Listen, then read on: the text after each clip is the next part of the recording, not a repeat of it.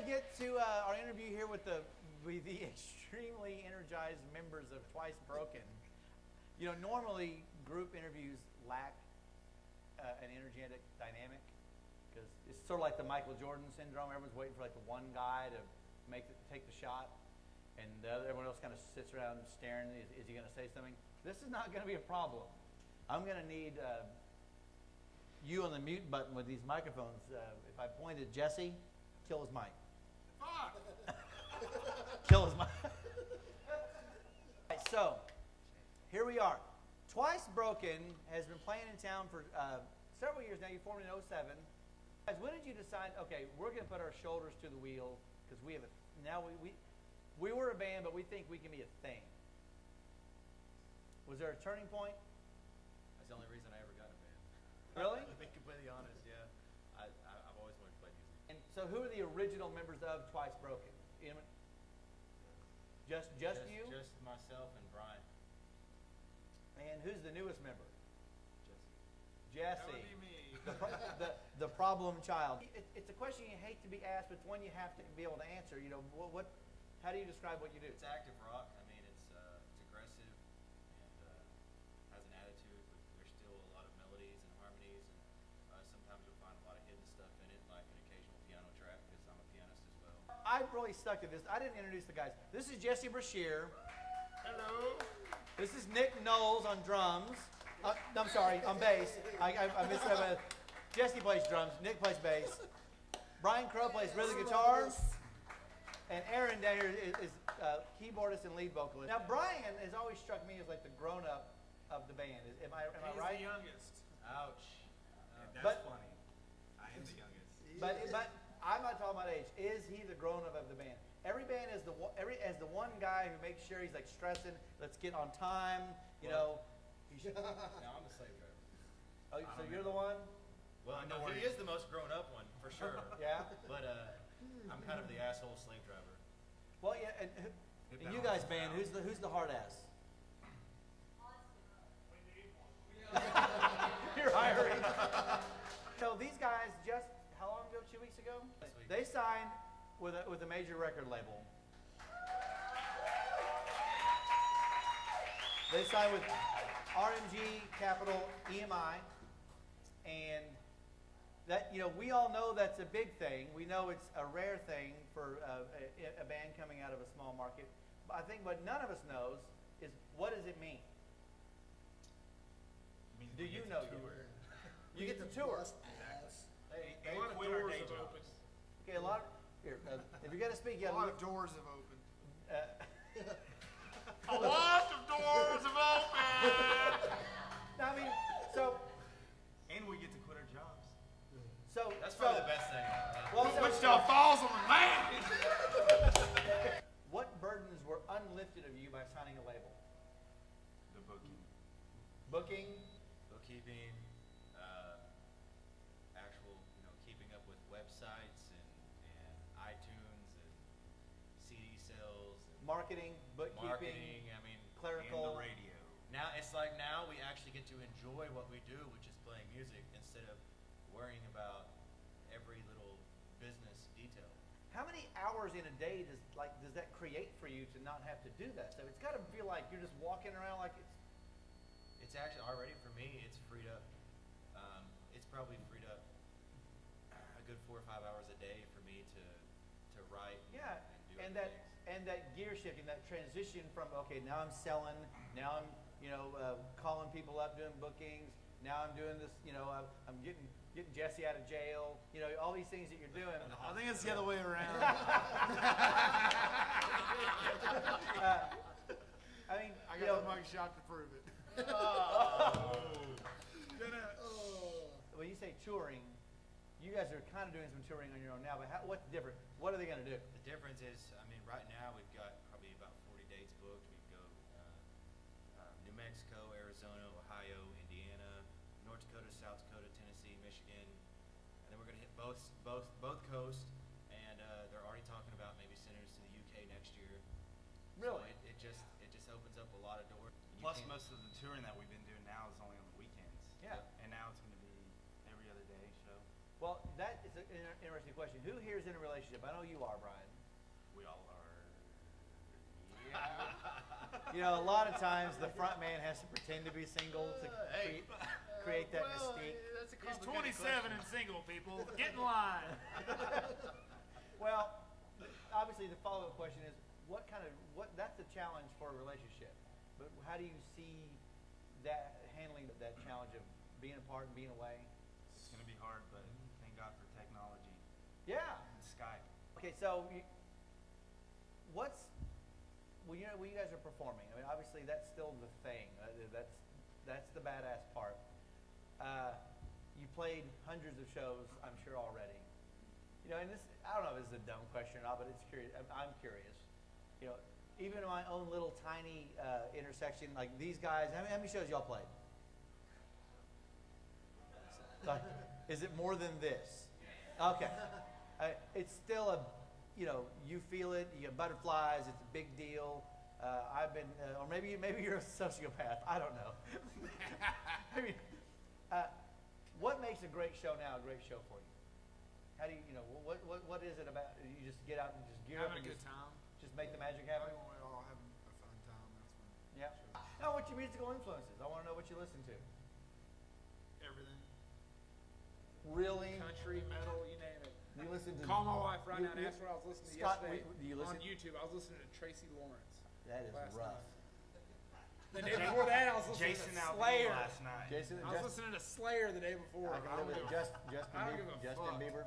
Yeah, my daughter loves Justin Bieber, so I listen to a lot of Justin Bieber. Scotty McCreery, remember him? Oh, yeah. Negative.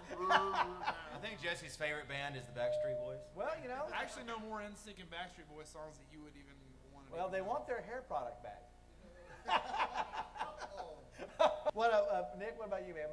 Man, really, I'm all over the place. I really like stuff from Meshuggah, SYL to Portishead. I didn't know any of those three bands. Basically, he's telling us that he loves metal.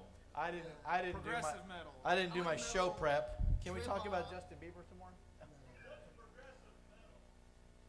Oh man, it's Math metal. yeah, math metal, really technical.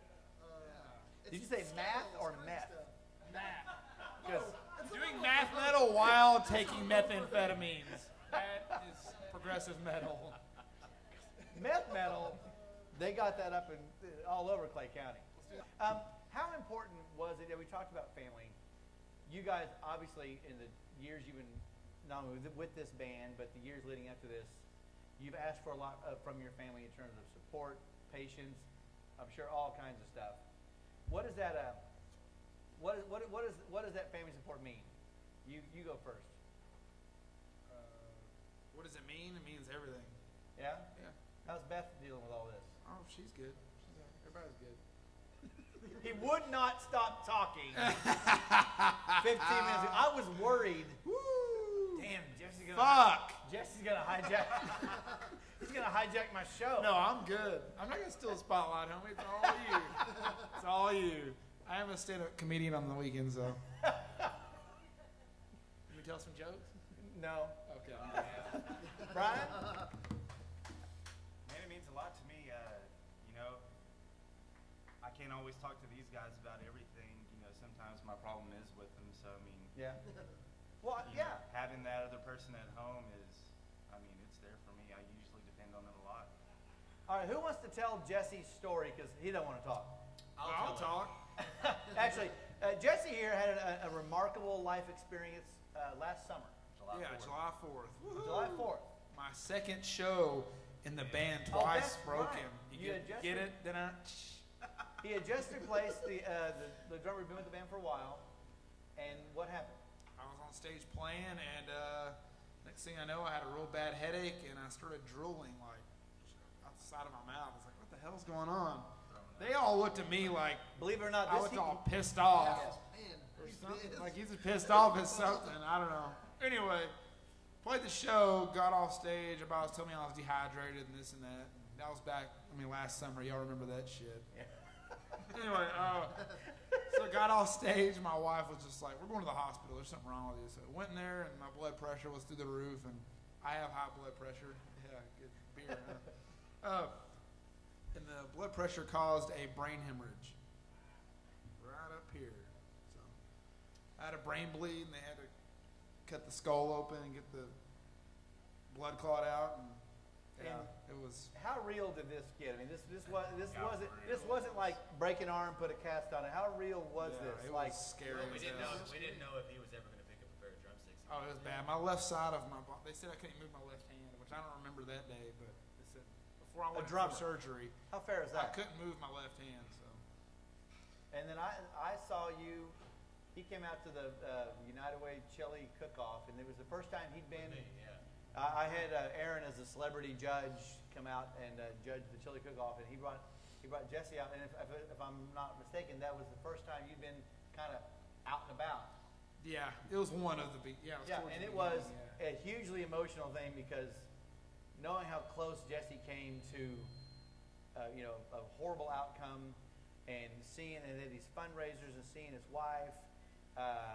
I mean, guys, it was really a Sobering.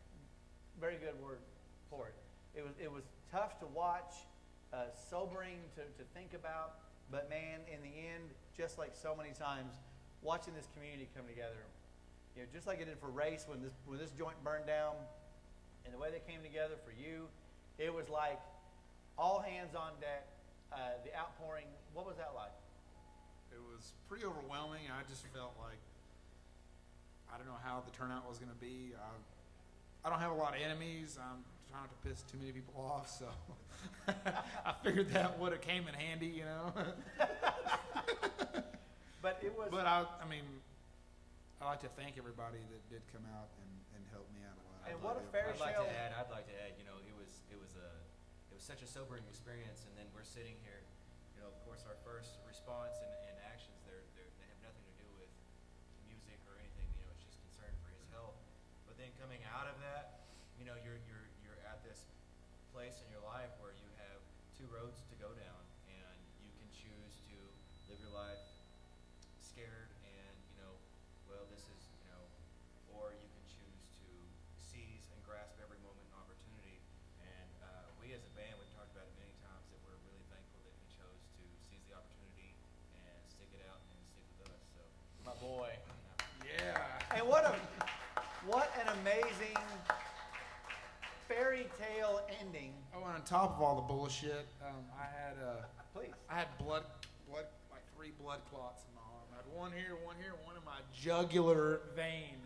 Jugular. Can I say jugular? I had a blood clot in my jugular. Right before I was about to go to sleep in the hospital. That's like the worst. All right, well, time. good night. You have a blood clot in your jugular. Have a nice sleep. It did seem like it did seem like the bad news didn't happen and then taper off. It was like worse. I thought I was going to die that night. I woke up in the morning and I was like, woohoo! My wife's like, what? I'm like, I woke up. What the fuck? I mean, it was great. It really was. twicebroken.com. Are you guys going to do any kind of blogging? Any way we can keep track of what's going on the road? Yeah, we'll definitely try to, especially once we start hitting the road, we're definitely going to be blogging and maybe doing some video blogs. And because honestly, no matter what anybody says, even though it might be exhausting and blah blah blah blah, it's going to be a hell of a lot of fun. And we definitely want to share that with the people, especially from Wichita Falls and the surrounding areas that have supported us and helped us get to where we're at. Guys, Twice Broken. Thank you. I'm grateful that you guys got this version 2.0 of this show off in a unique and really significant way. I'm grateful you guys came out. So we're going to take a quick break, strike this set, and get these bad motherfuckers back up here. Fuck yeah! In 5 minutes. All right? We'll be right back.